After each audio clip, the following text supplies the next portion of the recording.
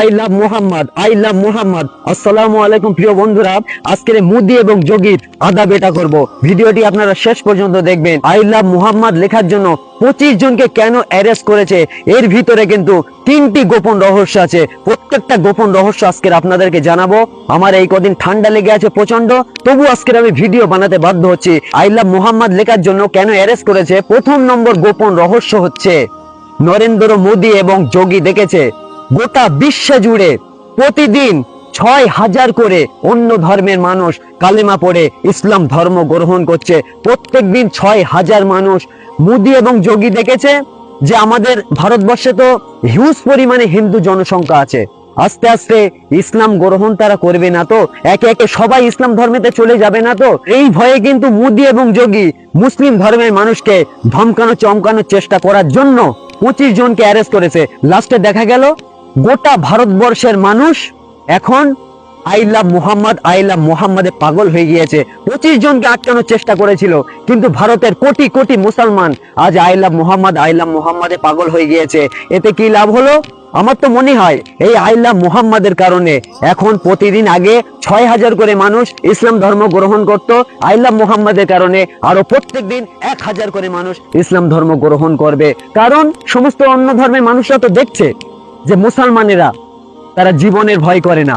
I love মোহাম্মদের জন্য arrest করেছে, আর কোটি কোটি মুসলমান আই লাভ মোহাম্মদ নিয়ে তারা আন্দোলন করছে। তারা দেখাচ্ছে যে আমরা রাসূল সাল্লাল্লাহু আলাইহি সাল্লাম, আমরা নবীজিকে মুহাম্মদকে আমরা মুখে রাখি না, আমরা বুকে ভালোবাসি, বুকে। এইগুলো যখন অন্য ধর্মের মানুষেরা দেখছে, তারা তখন কি করবে?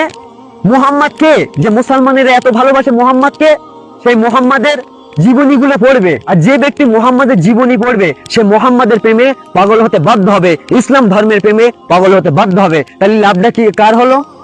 অবশেষে কিন্তু মুসলমানদেরই লাভ হলো। এরকম যুগে যুগে কিন্তু যতবার মুসলিমদেরকে যারা এই ধমকানো চমকানোর চেষ্টা করেছে, অবশেষে দেখা গেল মুসলিমদেরই বিজয় হয়েছে, মুসলিমদেরই লাভ হয়েছে। 2 নম্বর গোপন রহস্য হচ্ছে, 3 নম্বর গোপন রহস্যটা কিন্তু মারাত্মক গোপন রহস্য। 2 নম্বর পয়েন্ট আমি ছোট করে বলি, তারপর 3 নম্বর পয়েন্ট আমি কিন্তু মেন পয়েন্ট আপনাদেরকে শোনাবো।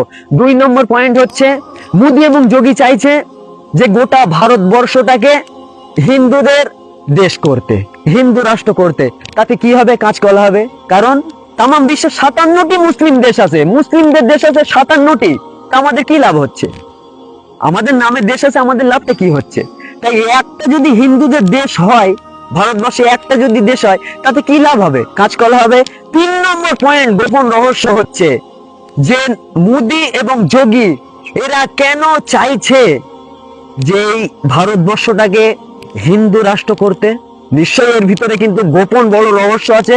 আজকের আপনাদেরকে আমি প্রকাশ করে দিচ্ছি, পুরো ফাঁস করে দিচ্ছি 3 নম্বর গোপন রহস্যটা কি, কেন বারে বারে মোদি এবং যোগী চায় যে ভারতবর্ষটা হিন্দু রাষ্ট্র করুক, ভারতবর্ষটা হিন্দু দেশ হোক। ওরা কেন চায়?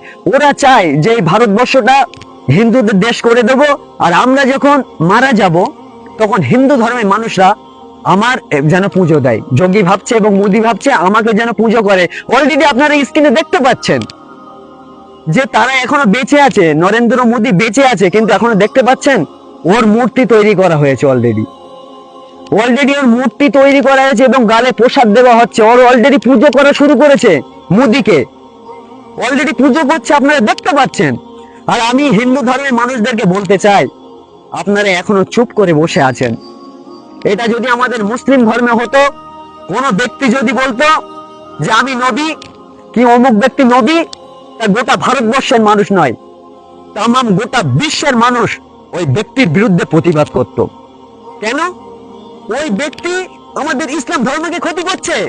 সে বললো কেন অমুক ব্যক্তি নবীকে আমি নবী, তার বিরুদ্ধে প্রতিবাদে নামবে। এতটা অ্যাক্টিভ থাকে মুসলমানেরা। আর নরেন্দ্র মোদির পুজো করছে, আর আপনারা তামাশা দেখছেন। আপনারা বুঝতে পারছেন না যে এরা আপনাদের ধর্মকে ক্ষতি করছে? আপনারা ভাবছেন মনে হয় যোগী মোদি আমাদের ধর্মকে বিশাল আগিয়ে নিয়ে যাচ্ছে, কিন্তু আপনারা বুঝতে পারছেন না ওরা আপনাদের ধর্মকে বিলুপ্ত করার চেষ্টা করছে। কেন প্রতিবাদে নামছেন না আপনারা?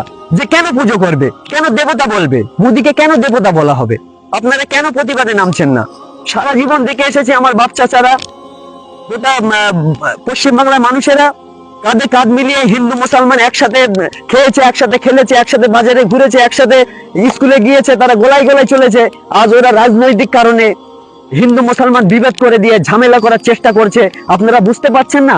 অলরেডি তার পুজো করা শুরু করেছে। ওরা তো এটাই চাইছে যে মোদি চাইছে আমি মরে গেলে যেন আমার পুজো করে, আমার দেবতা ভাবে। যোগী ভাবছে আমি মরে গেলে যেন আমার দেবতা ভাবে, আমার পুজো করে। ওরা তো এটাই চাইছে, আর আপনারা সেই ফাঁদে পা দেওয়ার চেষ্টা করছেন। খবরদার প্রিয় বন্ধুরা, হিন্দু ভাইদেরকে বলতে চাই এই ভুলটা যেন কখনোই করবেন না। তো বন্ধুরা, এই আই লাভ মোহাম্মদ নিয়ে আজকের গোপন 3টি তথ্য আপনাদেরকে ফাঁস করলাম। এই ভিডিওটি বেশি বেশি লাইক করে, বেশি বেশি শেয়ার করে মানুষের মাঝে ছড়িয়ে দিন। আসসালামু আলাইকুম ওয়া রাহমাতুল্লাহি ওয়া বারাকাতুহু।